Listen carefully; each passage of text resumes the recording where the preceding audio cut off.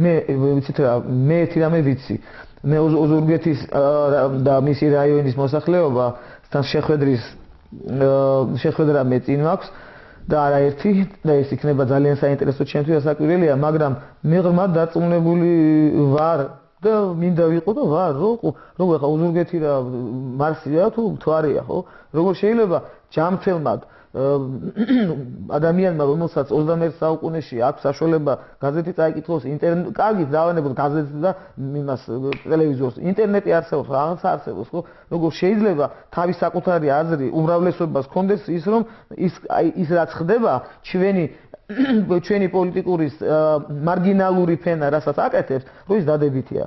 მე არ მგონი, მე დარწმუნებული ვარ, რომ ისევე როგორც მთელ საქართველოში ოზურგეთის რეგიონის უმრავლესი წილი, უდიდესი წილი 90% მაინც ალბათ რა ვერ ვილაპარაკებს ზუსტად, მაგრამ დარწმუნებული უმრავლესობა გმობს იმას, რაც ხდება ბოლო 2 თვე აი ამ მოსკოვ ვოიაჟებს და ეგრეთ წოდებული რადიკალური ოპოზიციის იმ ფრთას, რომელიც ჩვენ გვთავაზობს ახლა ნატოზე უარის თქმას, დასავლურ ღირებულებებზე უარის თქმას და რაღაც მითიურ რუსულ კონტაქტებს, უბრალოდ კონტაქტები მითიური არ არის, მაგრამ თითქოს და ამ კონტაქტების შედეგად შეიძლება საქართველოს რამე მიიღოს თუნდაც თავისი დაბრუნებული და წართმეული ტერიტორიები. ეს არის ზღაპარი.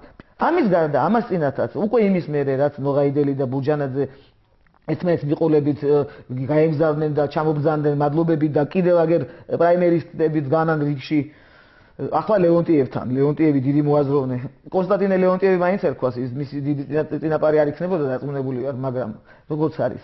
ხო და ეხლაც კი პირდაპირ ამბობენ, ეს იყო, ანუ მე რას ვამბობ, საერთოდ პრეროგატივა ასეთ თემებზე საუბრის აქ მხოლოდ ხელისუფლებას. ვის წარმოადგენენ ისინი? აი დაუშვათ 5% არსებობს საქართველოში. ან ღმერთო დაიფაროს 10%, რაც უკვე წარმომიდგენია, მაგრამ არსებობს დაუშვათ აი ესე მოფიქრალთა, ვინც იწონებს ქალბატონ ნინო ბუჯანაძის და ზურაბ ნოღაიდელის ვოიაჟებს. დაუშვათ ეს 10% წარმოადგენს.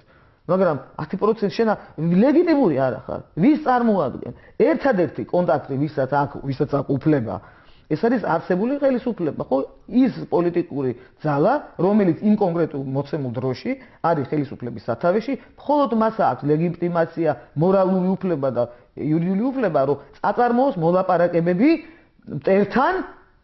გუშინ ასევე ლეიბორისტული პარტიის თავმჯდომარე ბატონი შალვა ნათელაშვილი გამოვიდა ინიციატივით, რომ 22 მარტს სავარაუდო რიცხვი დასახელდა უკვე შეიკრიბოს ოპოზიცია და გარკვეული საკითხები განიხილონ. აპირებთ თუ არა თქვენ ამ შემთხვევაში ბუნებრივია პარტიაზე ბატონი შალვა ნათელაშვილი აპირებს, რომ ოპოზიცია რაღაცნაირად გააერთიანოს და თქვა საკითხები იქნეს განხილული აი ამ შეხვედრის დროს. აპირებთ თუ არა ამ შემთხვევაში არასაპარლამენტო ოპოზიციას. აქ იყო საუბარი ოპოზიციაზე ზოგადად, ყოველ შემთხვევაში გაცხადებული ასეა, ჯერჯერობით ფორმულირება. აპირებთ თუ არა ერთი სიტყვით თქვენ, რომ მონაწილეობა მიიღოთ აი ამ შეკრებაში ბუნებრივია გულისხმობ პარტიას და არა კონკრეტულად პიროვნებას.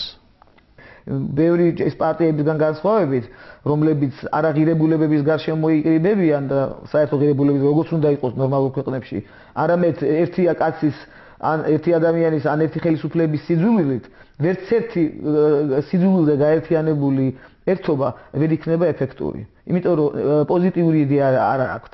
არ აქვს საერთო ღირებულებები და იმიტომ არის ესეთი აი ლებით რაგდაში უკაჭირთ. იმიტომ რომ მანდ არის გაერთიანება იყო სადღა არის. ერთი მაგათი არასაპარლამენტო ოპოზიციის მწვერვალი, ეგრეთ წოდებული რადიკალური ოპოზიციის მწვერვალი საქმიანობის იყო 2007 წლის 7 ნოემბრის პერიოდი, ხო? მაშინ იყო მათი აპოთეოზი. აი მაშინაც კი ვერ მოახერხეს ის რომ რაღაცა იმას შეჯერებული იყვნენ ბოლომდე იქაც, იმიტომ რომ ვიმეორებ სამწუხაროდ, მე ასე ვფიქრობ, რომ და არა მე ვფიქრობ მარტო ასე, მხოლოდ რომ მათ ფასეულობებზე არ აქვს ათვლა.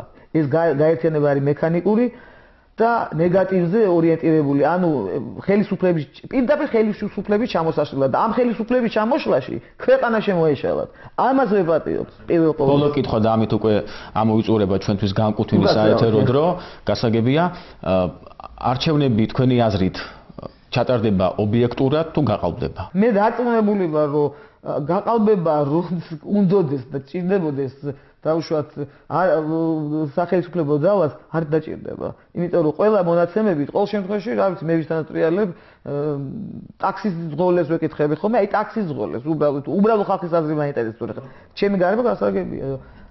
არანაირი გაყალბება არ დაჭირდება ამ იმას ადგილობრივ თვითმმართველობის. არანაირი, იმიტომ რომ ხალხი ხედავს ვინ რას აკეთებს თავისი ქვეყნისთვის.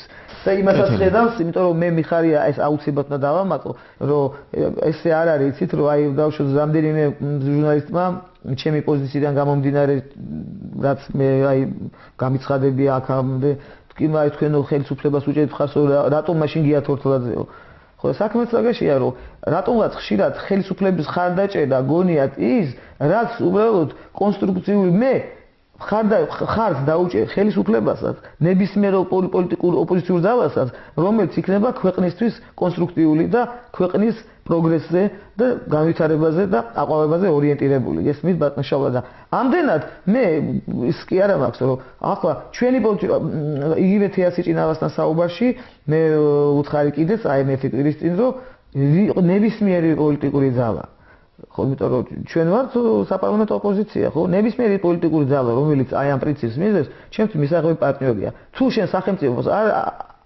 არ ებრძვი სახელმწიფოებრიობას კი ბატონო ოპონირებას ჩვენ ვაპირებთ ოპონირებას მაგრამ ოპონირება არ ნიშნავს მტრობას ჩასაფრებას კოლაბორაციონიზმს აი ეს არ არის ერთმანეთში არ უნდა აირიო ჩვენი უბედურება ის არის რომ პოლიტიკური ბრძოლა და სახელმწიფო ანტისახელმწიფოებრივი ბრძოლა ერთმანეთში აერიათ აი ეს მანამ არ გაიმიჯნება იქამდე არაფერ შეუძლებელია რამეზე საუბარი კეთილი ძალიან დიდი მადლობა დღევანდელი ინტერვიუსთვის მე მინდა წარმატება გისურვოთ კარგად გრძანდებოდეთ დიდი მადლობა